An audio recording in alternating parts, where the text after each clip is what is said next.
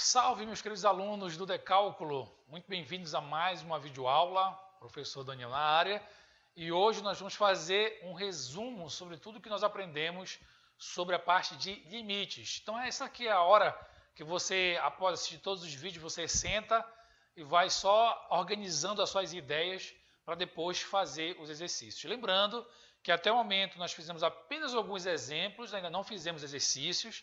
A parte conceitual é a parte mais importante, você precisa entender o que é limites, de onde é que vem, para onde é que ele vai, para daí, a partir daí, vocês então começarem a fazer os exercícios. Então, essa aqui é a nossa última videoaula sobre a parte de limites, estou fazendo um resumo aqui atrás, e a partir de agora é só exercício. Tudo bem?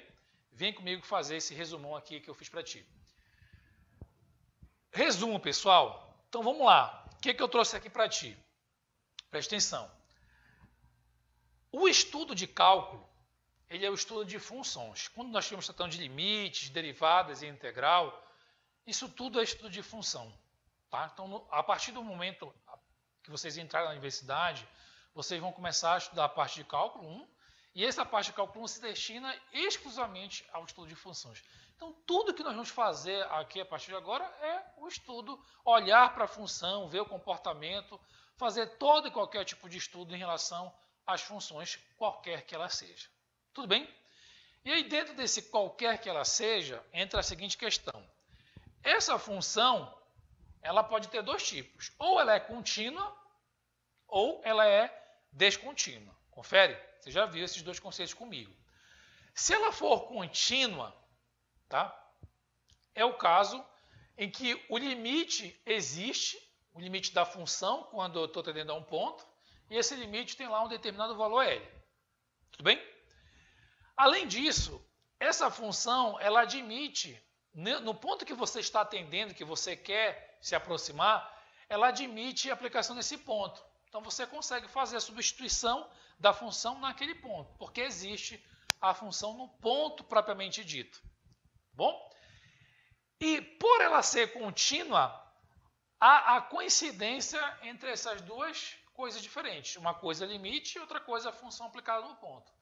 Por ela ser contínua, os valores aí são coincidentes. Então, o valor limite é igual ao valor da função aplicada no ponto. Tudo bem?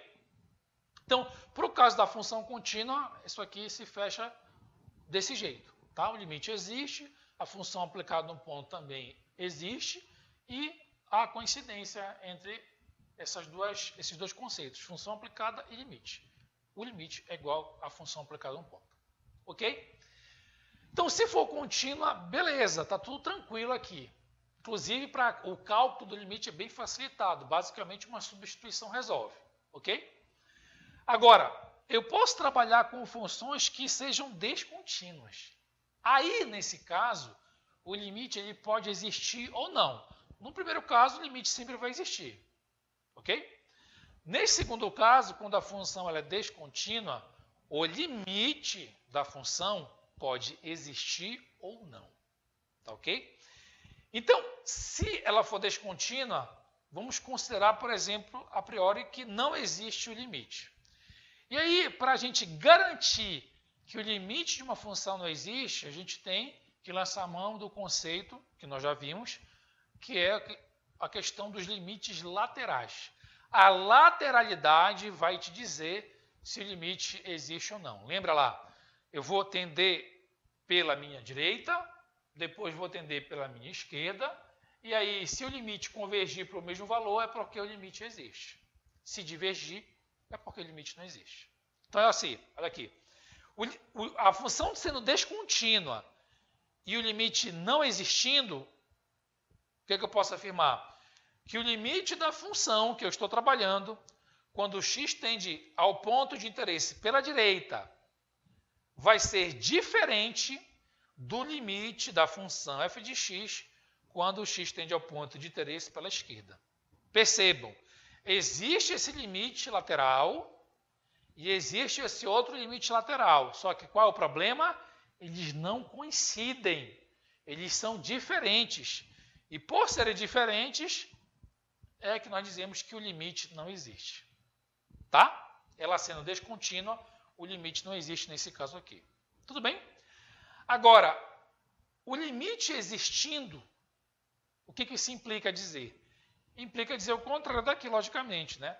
Que o limite da função, quando o x tende a um ponto pelo lado direito, é exatamente igual, ou seja, coincide com o limite da função quando eu estou tendendo ao ponto pelo lado esquerdo. Tudo bem? Então, nesse caso, quando os limites laterais coincidem, é porque o limite existe.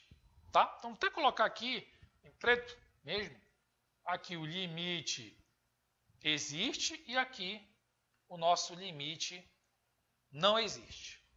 E aí, para essa questão de existir ou não existir, nós temos que lançar mão do conceito de limite lateral. Coincidiu, limite existe. Divergiu os limites, limite não existe. Tudo bem?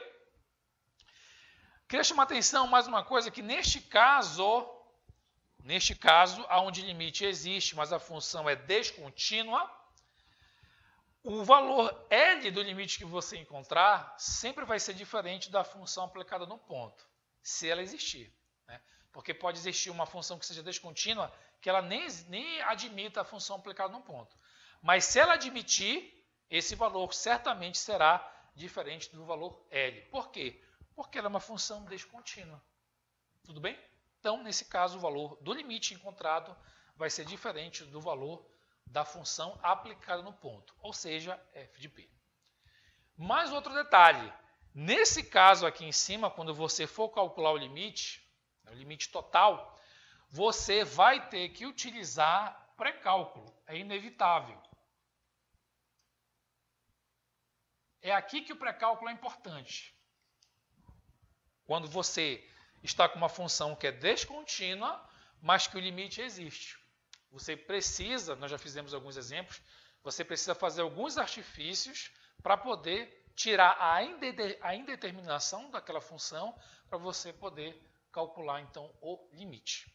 Tá? Então, o pré-cálculo entra exatamente nesse ramo aqui, nosso resumo. Aqui não existe, não tem o que fazer, não tem o que calcular. Você simplesmente vai chegar aqui e vai dizer, olha, não existe limite. Tá? Aqui você vai encontrar o mesmo valor e nesse caso é só substituir. Esse é o caso mais fácil que tem de cálculo de limite. Basicamente uma substituição. Então, nesse caso desse ramo onde o limite existe, mas a função é descontínua, nesse caso você precisa utilizar pré-cálculo direto para poder fugir ali das indeterminações. Tudo bem? Então, esse é o nosso resumo aqui. Agora nós encerramos a nossa parte de estudo de limites. E a partir de agora, pessoal, é só exercitar. Tudo bem? Espero que vocês tenham gostado das aulas até aqui de limites.